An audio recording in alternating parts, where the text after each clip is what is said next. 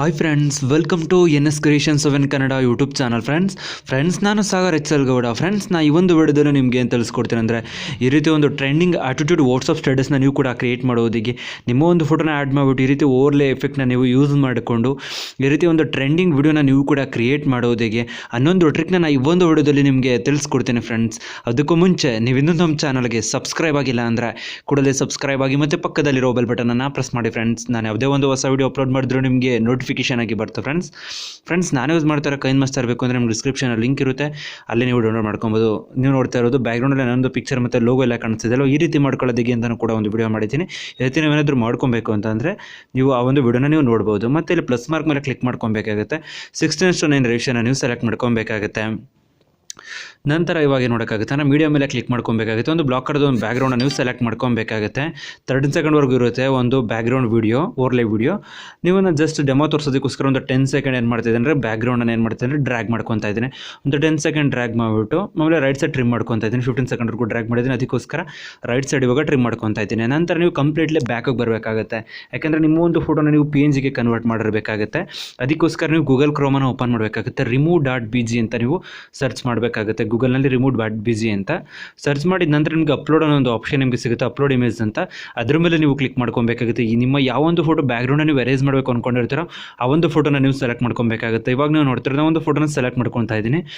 Select ಮಾಡ್ಕೊಂಡ ನಂತರ some time ತಗೊಳುತ್ತೆ, ನಿಮಗೆ ಟೈಮ್ ತೊಗೊಂಡ ನಂತರ ನೀವು ಅಪ್ಲೋಡಿಂಗ್ ಅಂತ ಇರ್ತಾರೆ. ಅದು ಕಂಪ್ಲೀಟ್ ಆಗಿದ ತಕ್ಷಣ ಏನಾಗುತ್ತೆ ಅಂತ ಅಂದರೆ ಬ್ಯಾಕ್ಗ್ರೌಂಡ್ ಎಲ್ಲ ಎರೇಸ್ ಆಗಿರುತ್ತೆ. ಇವಾಗ ನೀವು ನೋಡ್ತಾ ಇರೋದು ಕಂಪ್ಲೀಟ್ ಬ್ಯಾಕ್ಗ್ರೌಂಡ್ ಎಲ್ಲ ಎರೇಸ್ ಆಗಿದೆ. ನಂತರ ಡೌನ್ಲೋಡ್ ಅಂತ ಇರ್ತಾರೆ, ಡೌನ್ಲೋಡ್ ಮೇಲೆ ನೀವು ಕ್ಲಿಕ್ ಮಾಡ್ಕೊಬೇಕಾಗುತ್ತೆ.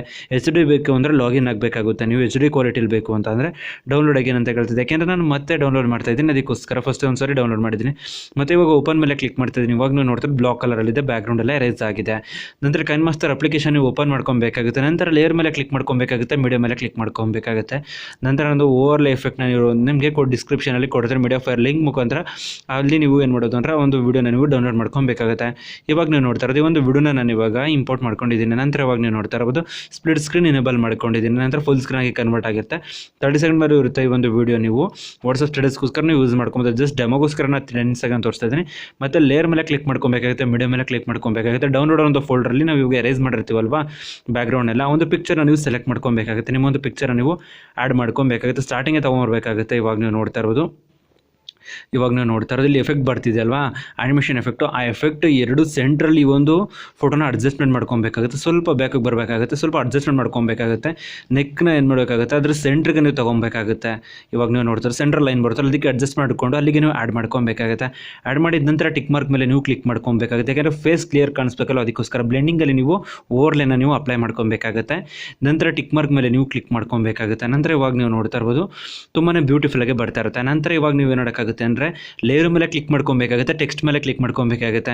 ನಂತರ ನಿಮ್ಮ ಒಂದು ನೇಮ್ನ ನೀವು ಎಂಟರ್ ಮಾಡ್ಕೊಬೇಕಾಗುತ್ತೆ. ನಾನು ಇಲ್ಲಿ ಡೆಮೋಗೋಸ್ಕರ ಯಾವುದೋ ಒಂದು ನೇಮ್ನ ನಾನು ಇವಾಗ ಎಂಟರ್ ಮಾಡ್ತಾ ಇದ್ದೀನಿ.